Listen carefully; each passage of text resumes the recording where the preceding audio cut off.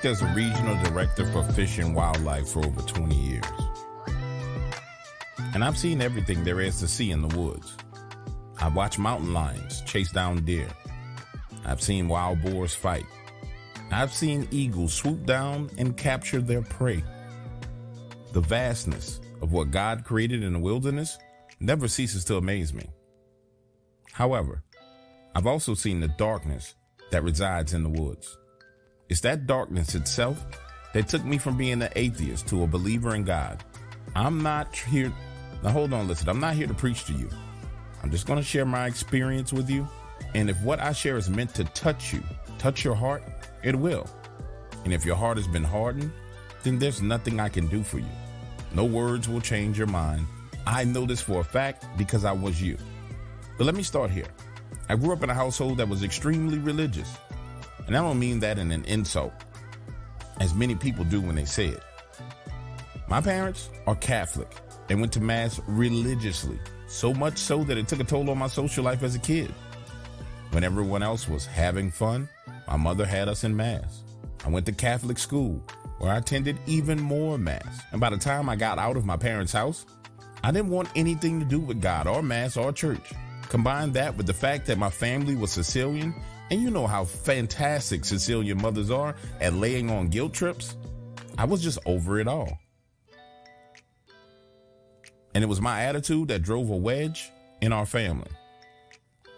Then, if that wasn't enough, add on the fact that my father was a man of few words, and he was quick to lay hands on you just to shut my mother up. When I tell you, in many ways, it was a shit show for me as a kid. Now, I want to be clear with you. I appreciate my parents, and I love them for what they did for me, my brothers, and my sisters. God knows where we will be without them. However, it was rough. But I know that it was that tough love that led to my success in life. And as I look around today and see the results of the parenting that's going on, you can tell people don't get that same love. Now, fast forward 25 years, I'm working for Fish and Wildlife in Charleston, West Virginia. Now, of course, most people don't think about Sicilians in Charleston, West Virginia. You think about New York, Scranton, Pittsburgh.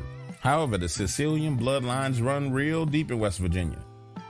It was at 25 years old when I realized there was more in the woods than just wildlife.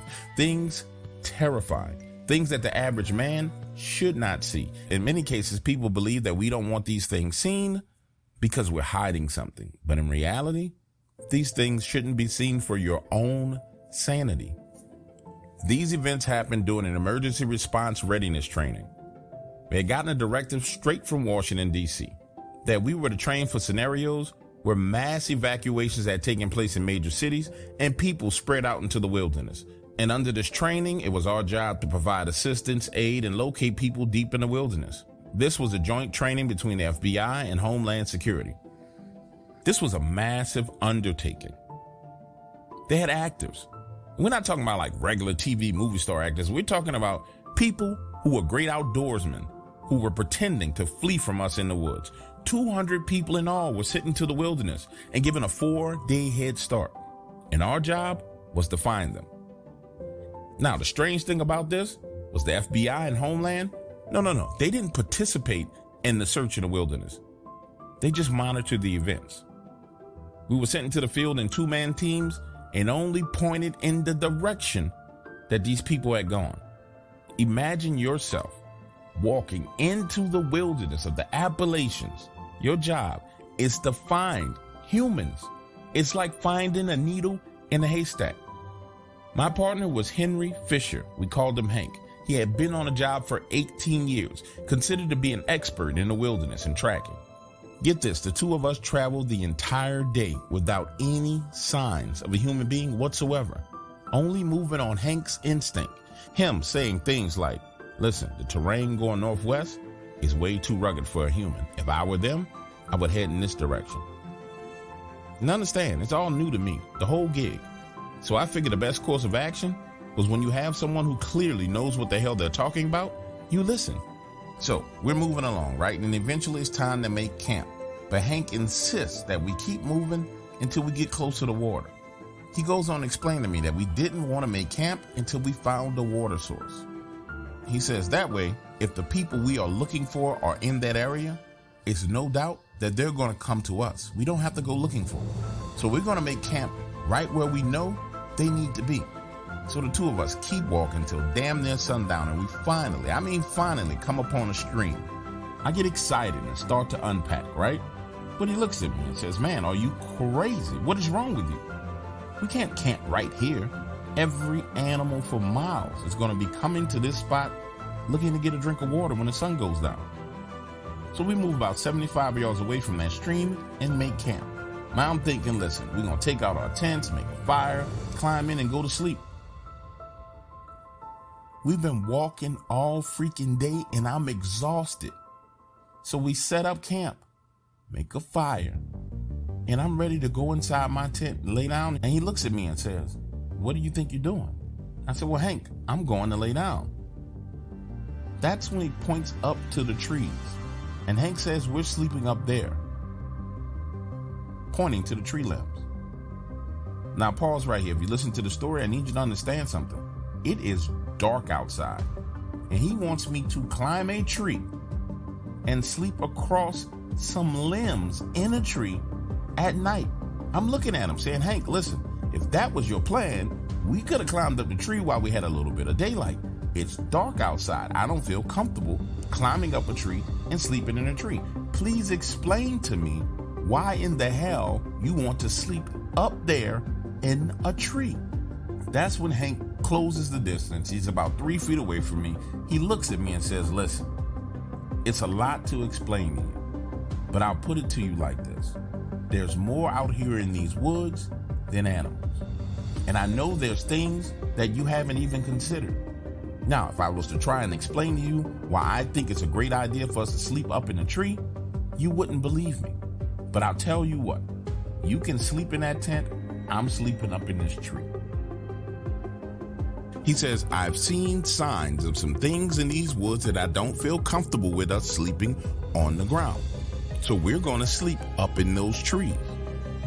I know it doesn't make sense, but I'm going to need you to trust me. We're going to climb up in this tree and we're going to go to sleep. And I need you to understand what Hank does next. He goes over to his backpack, pulls out 2 hammocks, climbs up the tree in the dark with nothing but his headlamp, ties off both of these things, climbs in and says he's going to sleep.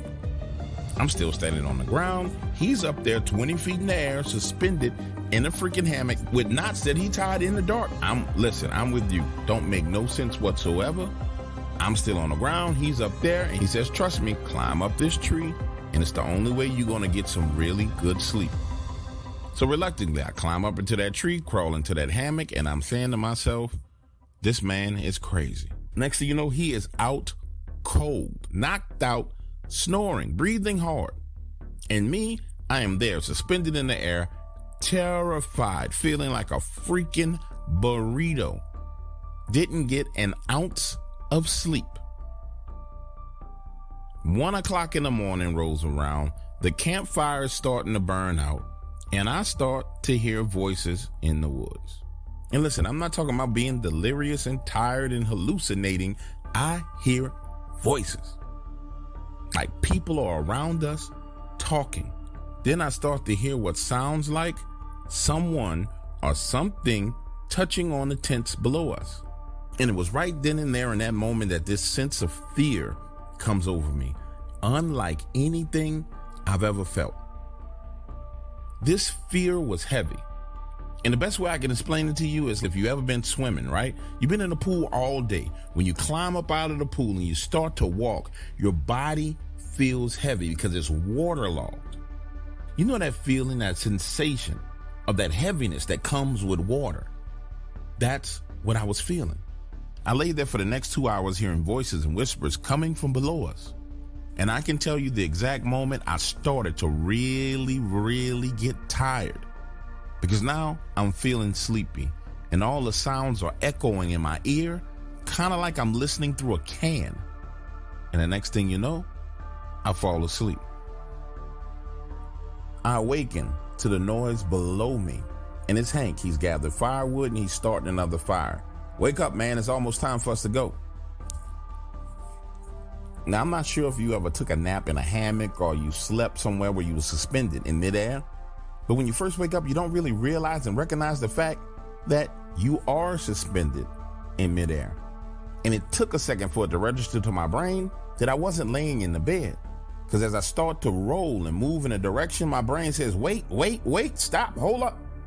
You're 20 feet in the air. So now I'm working my body, moving it around, climbing out, untying the ropes, dropping one end, untie the ropes, drop the other end, and gently climbing down. By the time I get out of that tree, Hank has a fire going and he's starting to cook us something to eat.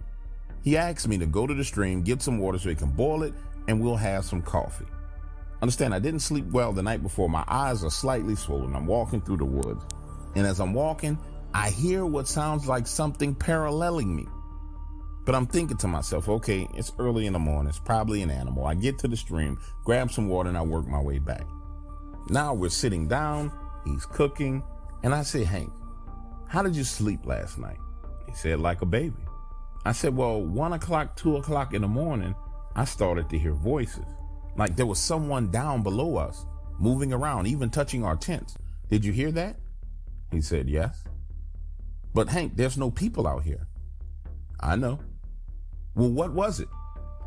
That's when Hank stops everything that he was doing, looks me square in the eyes, and says, that's what I was warning you about.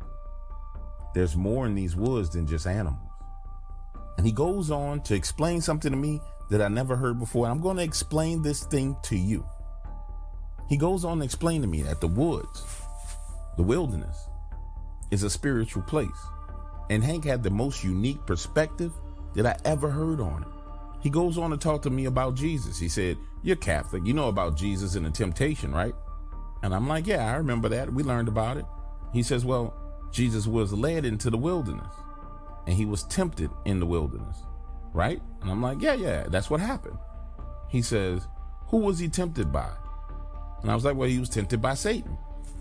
And he says, you don't understand what that means? And I'm like, no, I mean, he went to the wilderness and Satan was there. He said, well, why was Satan in the wilderness?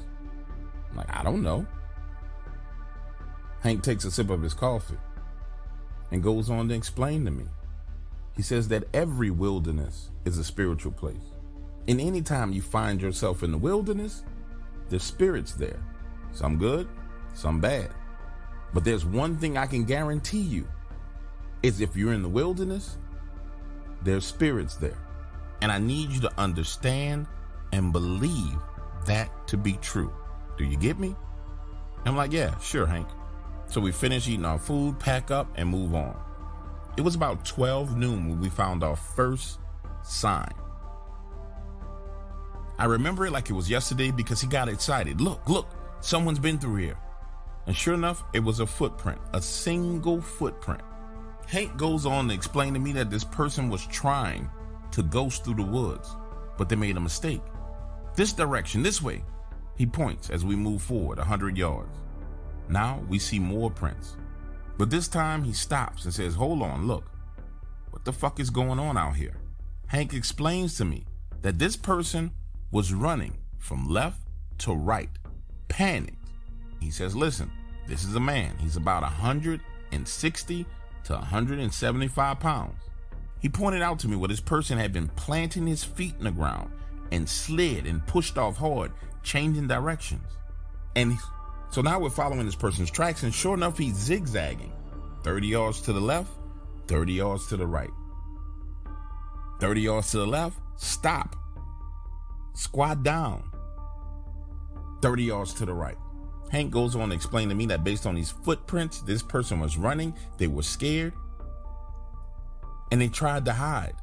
But he couldn't find any prints as to what or who was chasing this person.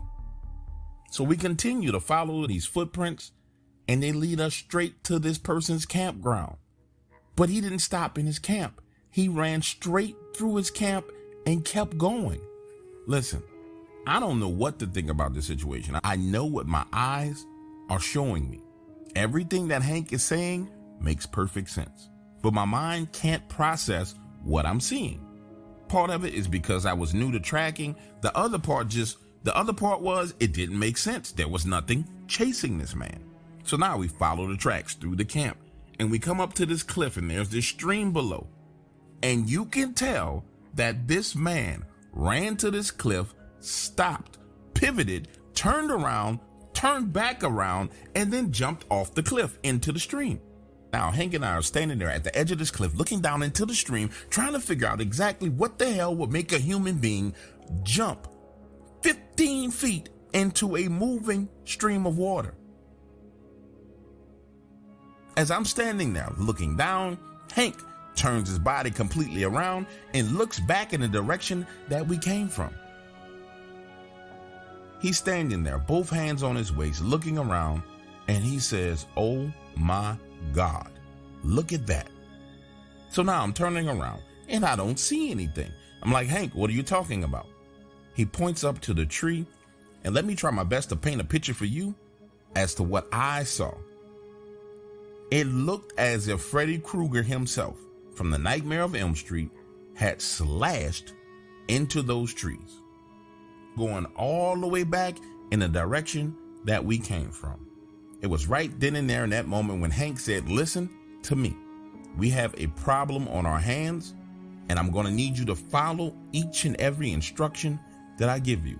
He takes off his backpack, lays it on the ground, pulls out his satellite phone, and makes a phone call. So now he's standing there waiting on that call to connect. I'm looking around and he says, "No, don't move. Stay right here in this spot." I stand there and listen as Hank talks to the regional director for our area. And he explains to him, he says, "Look, I'm out here at this exercise. Things were going well, but we have a major problem on our hands. I'm going to need you to send a team out to my location when I call you back. Do you understand?" Hank is talking to our regional director like he is a child. And then he hangs up the phone. Right then and there, it's the first time I ever heard about what you guys are running around here calling Dogman. It was 1999. And how do I know it was real? Not only did Hank tell me that it was real, not only did I see the claw marks in the trees, but he showed me how to find them. Imagine the scene. We're standing there on the edge of this small cliff, and he says, "We need to find this thing and see if this man is still alive." Hank went on to explain to me that the official name for this thing was Homo lupus. Right then and there, I get a crash course in everything Dogman. He tells me there's many types and species found in the Appalachians. Some live in the fog, some live in the trees, some live in the rocks. He goes on to explain to me that based on what he's looking at, this one comes from under the rocks. Hank is insisting to me that there must be an underwater cave somewhere along these streams.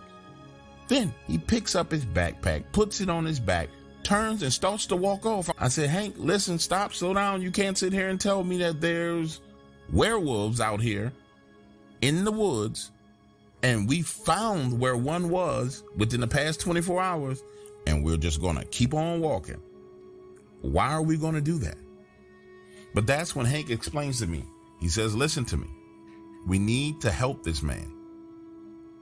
Listen, and truthfully, I understood what Hank was saying, but in my mind, I didn't have enough evidence. First of all, we didn't know if this guy was hurt or not. Second of all, there was no sign of blood, no nothing. Only thing there was these claw marks in the trees and these footprints that led to the edge of the cliff. For all we know, it could have been a bear clawing the trees. So now I'm telling Hank, I think we need to go back. He stops, turns, and looks at me and says, "Listen, you got two options. You can follow me and come along with me, or you can start working your way back on your own. Now, if I was you, I would follow me, but you're more than welcome to work your way back to where we came from by yourself. But you're not going to make it there before dark. So it's better if you just come along with me." I'm standing there weighing my options, thinking to myself, you know what? Yeah, he might be right. I'm damn sure not finna try and go back to where we came from by myself and spend the night alone in these woods by myself after what we've already experienced. That's not gonna happen.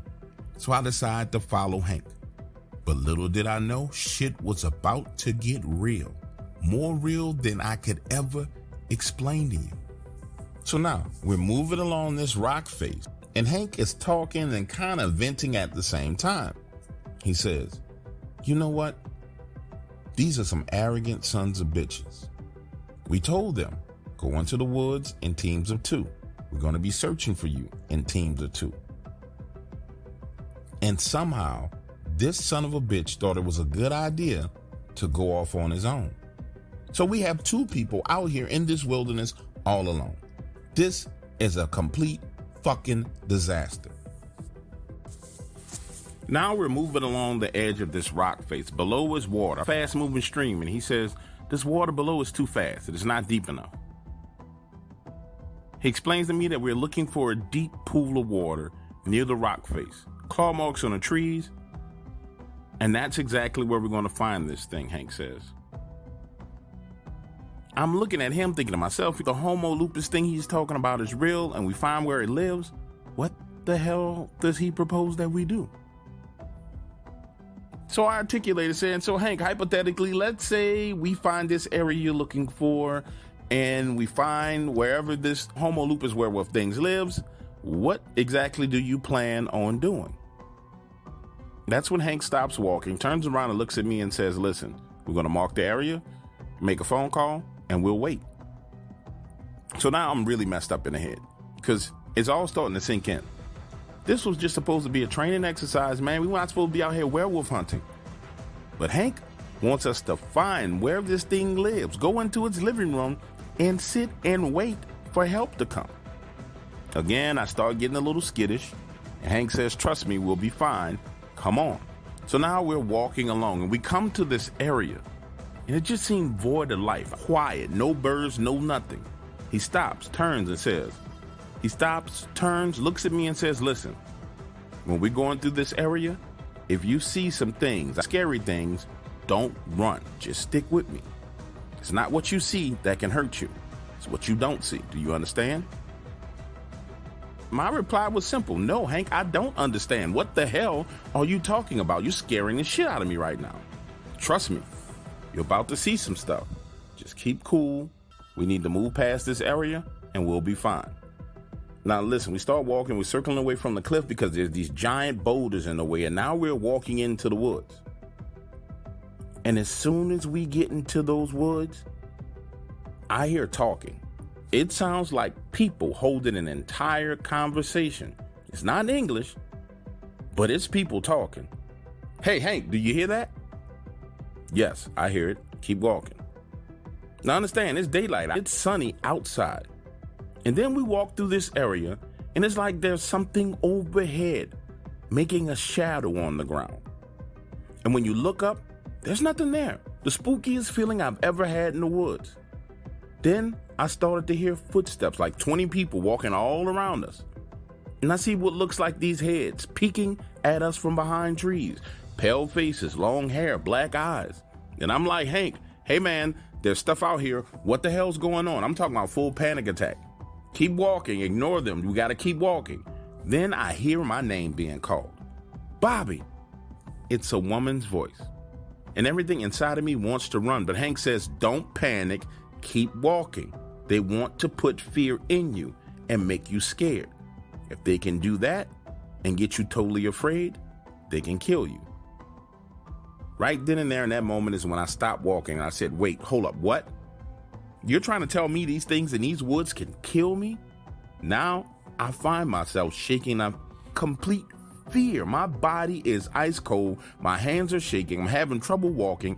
And it seems like Hank is getting further and further away from me. When I get a glimpse of one of those things up close, 10 feet away, it's a pale-faced person with black eyes is looking at me from the base of a tree, but his head is turned upside down like this thing crawled down the tree and is looking at me. The hair is hanging down, completely frozen in place, looking at it, and it starts to grow bigger and bigger, and now I'm screaming as loud as I can. That's when I see Hank running back towards me. Listen, remember I told you I found God in these woods? This is exactly how. Because Hank runs up to me, I'm screaming, And he says, I rebuke you, wicked spirits, by the power of the blood of Jesus Christ. Leave us alone. I command you in his name to be gone out of our sight. We are only passing through. And instantly, like that, my body warms up, my vision clears. He grabs me by my face and says, didn't I tell you to keep moving? That day, Hank schooled me as we walked through those woods, and he explained to me that there's a spiritual law called the law of territory, that there are certain lands that belong to spirits. And when we step foot on them, it's their land, their space, and they have rule in that space. So now we're moving again, and we get back to the water.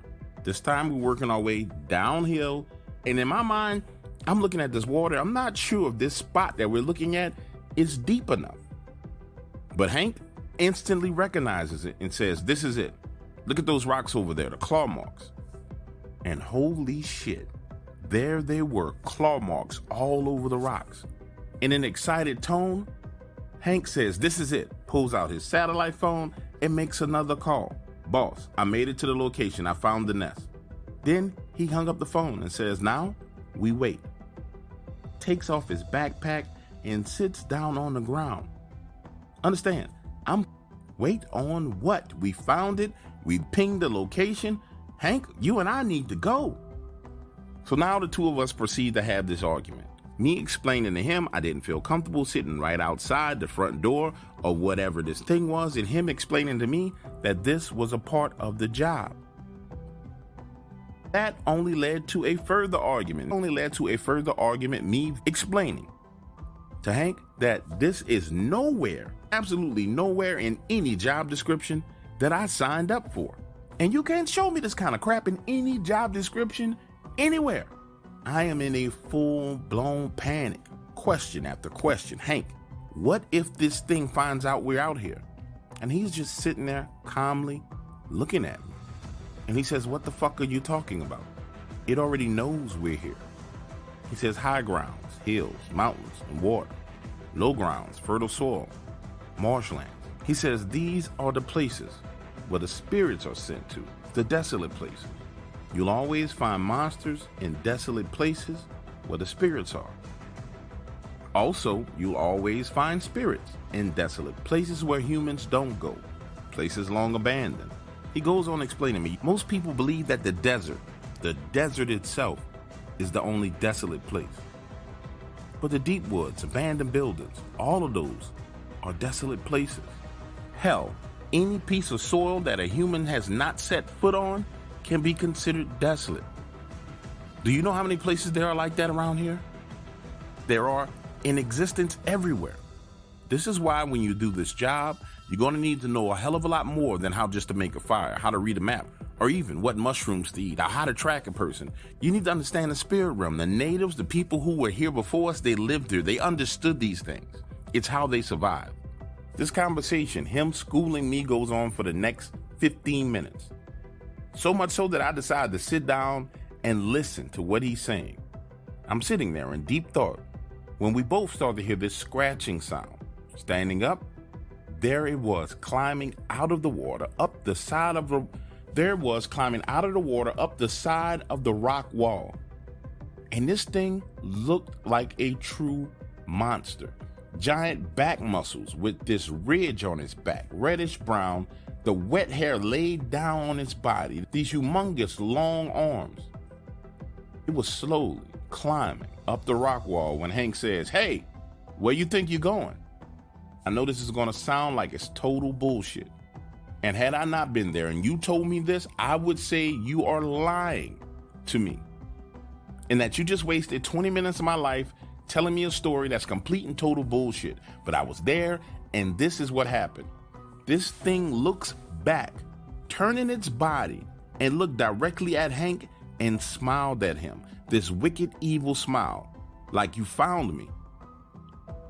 And it held that smile for damn near 30 seconds.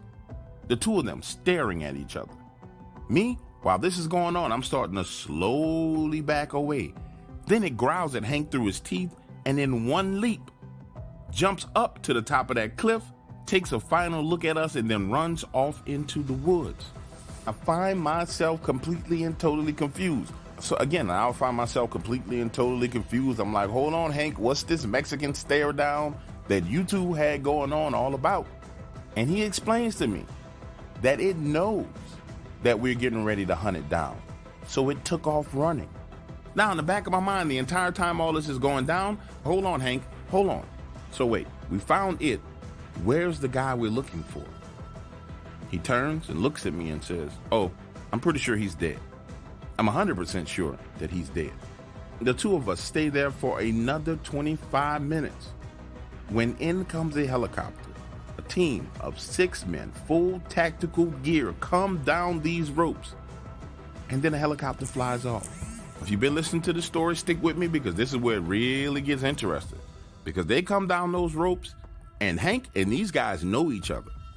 The leader of this group says, Hank, where is it? He doesn't question if we found it or not. He says, Hank, where is it? And Hank tells him that it took off into the woods. But he believed that the nest was underground beneath exactly where we were standing. These guys pull out handheld ground-penetrating radar. And sure enough, there's a cave beneath our feet, and the entrance is 200 yards back in the direction where I saw those things in the trees. So now we're headed back in the direction of where all the spooky shit happened. And again, I'm saying, Hank, I don't think this is a part of my job. I think I need to go ahead on and head back. And that's when everyone stops walking, turns and looks at me and starts laughing. Bent over at the waist, laughing at me. And one of the guys says, Hank, he must be a newbie. Yeah, he's a newbie, but I got high hopes for this one. He's smart, a little skittish, but he's smart. That day, listen to me, when I tell you that day I followed those men into a cave that led straight down. The entrance hidden behind a bunch of dried up, dead trees. And what we found inside of that cave was terrifying. Human remains, animal remains, claw marks on the walls that looked like circles and triangles. That cave led straight to the water. They took samples of the remains, and then we backtracked out of the cave, and they set explosives. Once outside, they blew it up, collapsed the entire area, damn near 250 yards across. Then those men shook Hank's hand and set off to cross the river to the other side and go after that thing, smiling, saying, I'll bring you back a tooth this time, Hank. Now listen to me. That right there is how I got introduced to the weirdness in the woods. I learned from the best. Hank taught me everything. Hank taught me everything over the course of 3 years. Then one day, he just didn't come into work. We went to his house and everything was gone. No furniture. It was like he moved out and his house was clean, spotless. So I reach out to Homeland Security, FBI. They tell me he's alive and well, but can't give me any more information about Hank. Now fast forward, it took me years to get my job, assistant to the regional director. The first thing I did when I was in interagency meetings was ask about Hank. But no one gave me any information. 25 days later, we have another interagency meeting.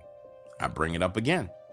And when the meeting's over, I go out into the hallway, and I'm told that Hank was in the witness protection program and that he was fine, that he saw some things in the woods that he shouldn't have. And the best they could do was to hide him. And if I wanted him to stay alive, I should leave it all alone. But I couldn't. He was my mentor, my friend. So I searched the databases looking for any information about Hank.